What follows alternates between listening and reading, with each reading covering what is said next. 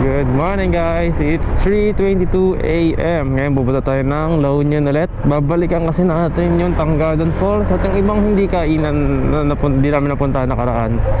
Kasi nga isang araw lang kami noon at isang gabi.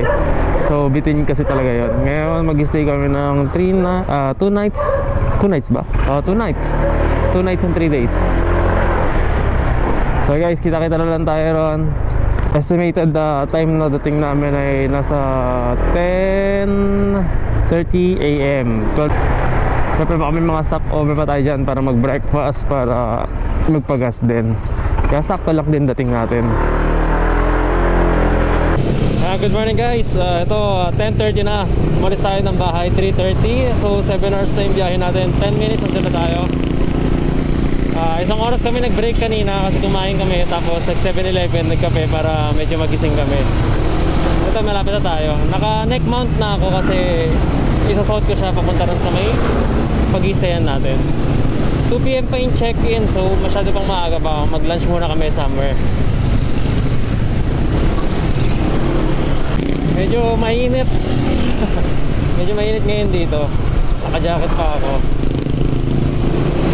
Pag pupunta kayo ng La Union galing Manila, mag-ingat na lang kayo sa Pampanga at Tarlac kasi yun yung dalawang matraffic hindi, sa Pampanga at sa Bulacan yung medyo malubak, pero sa Tarlac di naman gaano. Pero medyo matraffic na rin ng umaga pag dumaan kayo ng Tarlac. Pero sa kalsada nila maganda naman, di katulad sa Pampanga at sa Bulacan. Yun, doon kayo mag-ingat, Pampanga, Bulacan, ingatan nyo yan. Sorry guys kung medyo mahina kasi medyo malayo yung mic ko sa akin kasi naka neck mount na nga ako. So nasa dibdib ko yung mic. Kung maayos na, kung naririnig ko ng maayos. 1 minute away na lang tayo.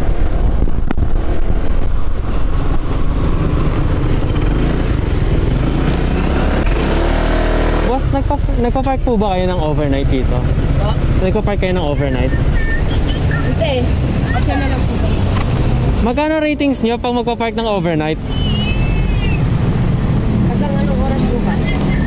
Actually, 2 gabi sana.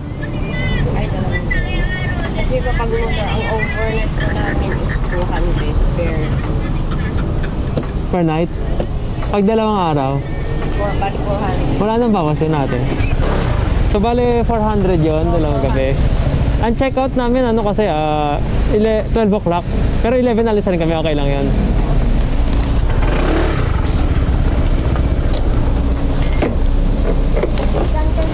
Diyan lang sa Veronica's Lodge. Saan ba yung banda dito? Pag ganun pa po. Sa may tagpuan. Tagpuan.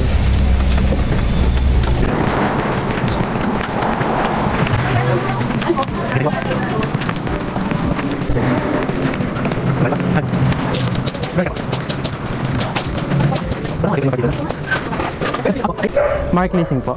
Mark Leasing. Ask ko lang, may parking ba dito? Para sa motor po. Kahit doon na lang po sa silong po ng po. Ay, pwede ba? Mangga po. Mangga? Ay, sige, salamat po. Mark Season po. Mark Jason Leasing. Pwede pala kunin ko yung motor natin. Oo.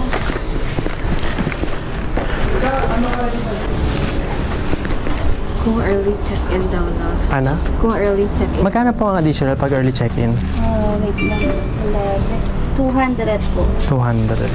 Tingnan lang natin. 12 o'clock po ang check-in, no? 2 PM po. Ay, 2 PM pa pala. Ang aga pa natin, no? Mga pala. Kain mo na lang muna tayo. So, binayad namin ng kasama ko, ng girlfriend ko, around 2,400 kasi 1,200 per night. Plus 200 pesos early check-in kasi nga 2 PM pa dapat, 11 AM pa lang. So 3 hours yung inaga namin mag-check-in. Nagbayad na lang kami 200. Tapos doon sa parking lot na pinag-parkingan ko kanina na 200 pesos per night, binigyan ko na lang siya ng 50 para mabawi ko yung 150. Kasi nga sabi ko, may libreng parking naman. Pero for motorcycle lang yan. Parang ganito, scooter. Ewan ko lang sa big bike. Kaya tinanong kami kanina kung big bike ba or scooter.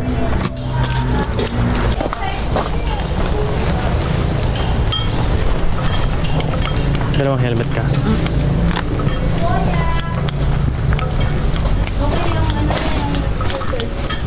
Nung nakaraan parang big bite. Diba? Diyan din nag-pork. Ayun, kinadobo na. Tapos na ako, ma. Ito na lang po. Yung susi po, tapos yung password po ng wifi, nasa table na lang. Ah, sa table. Thank you po. Wow.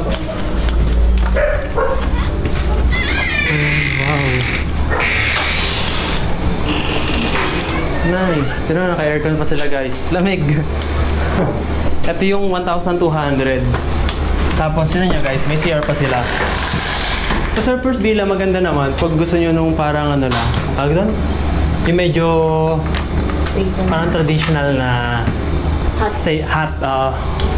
Okay siya sa ano niya, sa team niya. Pero pag gusto niya talaga ng comfortable, dito guys, 1-2. Pero kailangan maaga kayo magpabook sa Veronica's Lodge. Si Ate Belen yung kaninang kausap namin babae. So guys, ayan, may wifi pa pala sila. Kasama na yung wifi, tapos may aircon pa. 1,200 lang guys, sobrang mura. Ayan guys, so nakapagpahinga kami saglit kasi ang haba ng biniyahin namin. Kanina noong mga 6 PM, pumipikit-pikit na kami parehas. Sumatama na yung helmet niya sa akin. Kasi 3:30 pa nga lang, sorry, not 6 PM, 6 AM. 3:30 pa lang ng madaling araw. Bangon na kami. Actually, hindi 3:30, diba? 2:30. 3. Hindi, guys, 2 o'clock. 2 o'clock kami gumising. 2 o'clock tayo gumising, 3:30 lang kami nakaalis. Yeah. Kasi kumain pa nga kami ng almusal, naligo pa kami. So, double check namin yung gamit. Ngayon, pupunta kami sa may El Union Cafe para mag-lunch. Samahan nyo kami. Belen, nagbibenta rin kayo mga tubig na malalaki. Yung wala, no? Ano lang? 1 liter lang. 1 liter, okay. Iba-vlog ko kayo, Belen, ha? Ay, wow! Mag-vlog ka ba? Okay. Teka, altar, come on! Come on! Ano meron sa taas, Belen? Wala na, no? Puro kwarto na lang yun, no? May mga drinks. May mga drinks sila. Jack. So, ayan, may mga kape rin sila, noodles. May initan ng tubig dun sa kwarto. Ayan, mga sabon, toothbrush, toothpaste.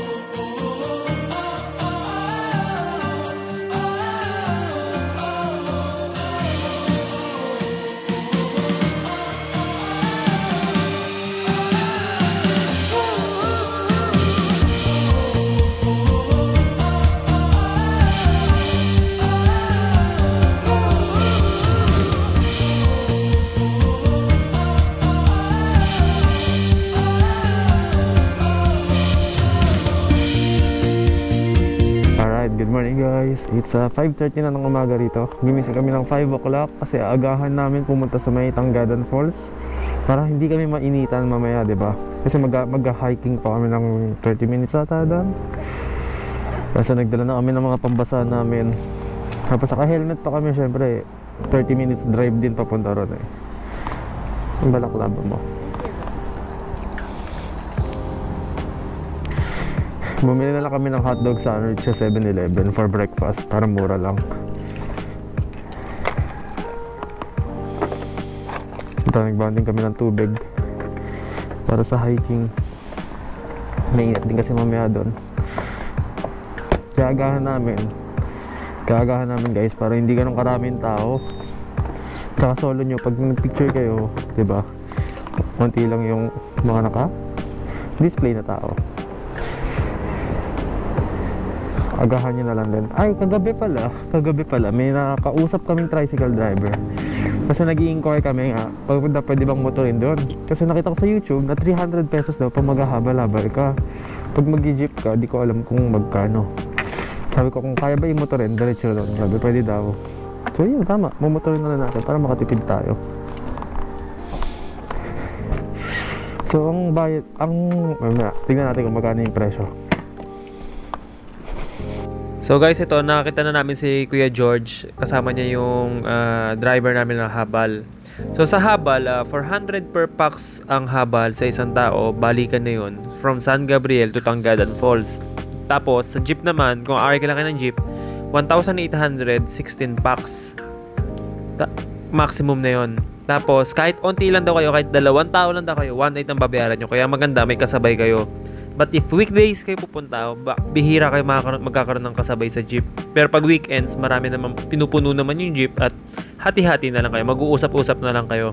Tapos ito ang tour guide natin ay 700 kay Kuya George ang bayad. Ano to? Requirements to. So, hindi kayo pwedeng pumunta ron ng walang tour guide. Tapos, 50 pesos para sa environmental fee. Babayaran nyo rin yun. So, from here sa Tagpuan, sa may San Juan, papuntang San Gabriel, pwede naman kayo mag-tricycle sa harap. Pag nag-Google Maps kayo guys, huwag nyo search yung Tanggadan Falls ha. Doon kami naligaw. Ang isa-search nyo yung San Gabriel Municipal Hall. Kasi umikot pa kami sa labas sa pinuntahan namin Tanggadan Falls eh. Tapos dinala kami sa parang isang lugar, pero hindi pala yun doon. Nagtanong na lang kami. So, isa-search nyo San Gabriel Municipal Hall. Huwag nyo kakalimutan yun. Tapos, andun na yung tour guide nyo. Guys, ilalagay ko yung number ni Sir George pag kailangan nyo ng tour guide. Ito, ipopost ko rito.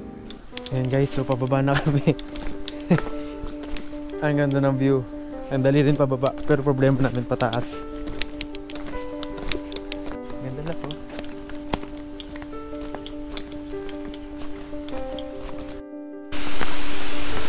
So guys, may CR sila dito.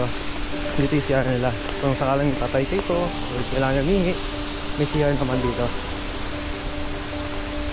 Ganda naman yung falls din. Wow! Tingnan nyo guys, ganda oh. Walang tao guys, solo. Try nyo pumunta ng weekdays talaga, tapos maaga ha.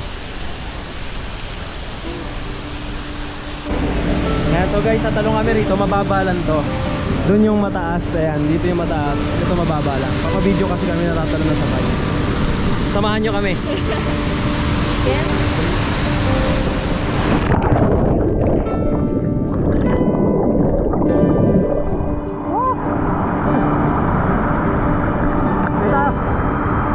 Guys, thank you for watching. Sana nakatulong sa inyo yung mga information na napanood sa vlog na to. So, see you again on our next vlog. Bye-bye!